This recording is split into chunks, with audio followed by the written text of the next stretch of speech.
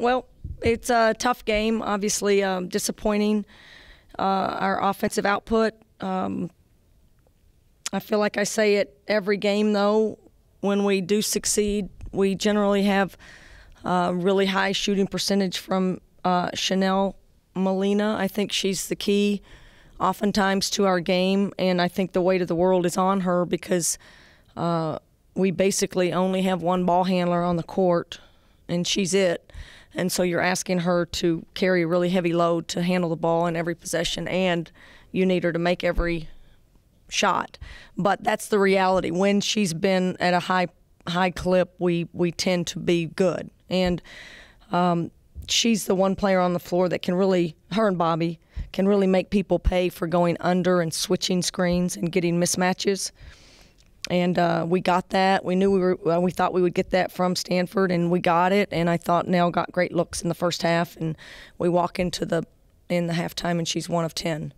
And that's generally a bad sign for us because we don't really have a lot of offense from. I mean, if a team can get away with playing you like that, then her penetration game isn't as good because they don't have to guard her shot on the outside as much. So I just think that was that's a big thing for her. But again, I think we ask that of her, and that's a lot to ask of a kid every single night against the best competition in the country to be your best ball handler, you're pretty much your best defender, and score the basketball at a high clip for us. So, it's unfortunate, though, that I think that she kind of had a bad offensive night.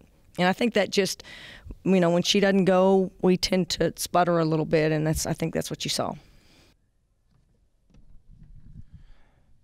How do you rebound with just 2 days before Cal, last game of the regular season? How do you guys kind of prepare and rebound for that one?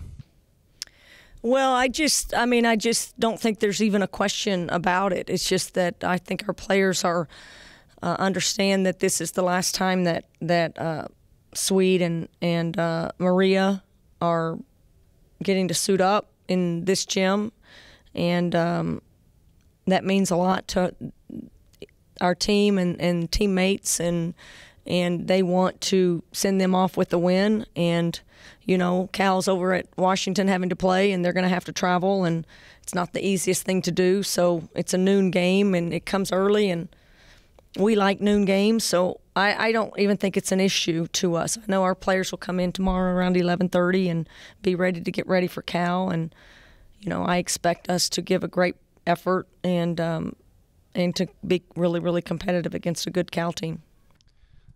I think I asked this the last time when you guys are going down there, but how do you plan and prepare to stop Anigwe just with what she does? Well, she had a 24 and 24 or 25 and 24 rebounds against us. I think the hard part is there's nothing we can do about her defensive rebounding. I mean, and I looked at the stat sheet just yesterday, I think. She had 7 offensive rebounds against us. Those are the ones that, generally lead to and ones. She gets the offensive rebound, and then she puts it back, and you get a foul too. So if she gets, it's just like tonight. They have 33 defensive rebounds because there was a million shots that we missed. And so it looks they don't have very many misses. So I didn't even think that tonight doesn't really matter. But I just think that's the issue. If we're making some shots against Cal, she's not going to get 20 some odd rebounds because she's getting, most of her rebounds are from the defensive end of the floor. We've got to find a way just to really, when she puts up a shot or when teammates put up a shot, all you can do is really attempt very hard to box her out. We're undersized. It's going to be difficult. Guards have to come in and help, squeeze the floor a little bit and squeeze her a little bit. But, she's a tremendous, tremendous offensive and defensive player. And obviously it's fun to watch unless you're the coach on the other team because she'll be a pro, shortly. How does it help your young players facing a team like Stanford? Yeah, I just think it's great. I mean, it may be painful a little bit right now for us. We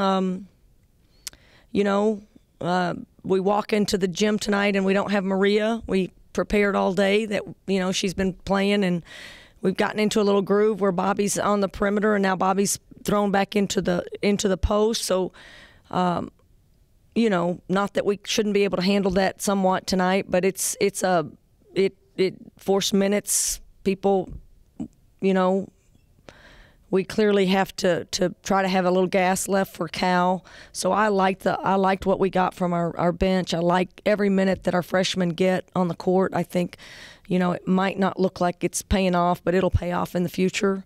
When freshmen can play, I think it's a great thing. And clearly as a team, we've got to find ways to sub and get our main players some rest. And at some point tonight, it became obvious that we weren't going to win this game, and I thought it was real important to give those kids some chances, even though it was difficult because we didn't really have an extra post to put out there. Our numbers are so low in the post, but I thought they gave great effort, and like I said, it's gonna pay dividends in the future when it all makes sense to them in a year or two.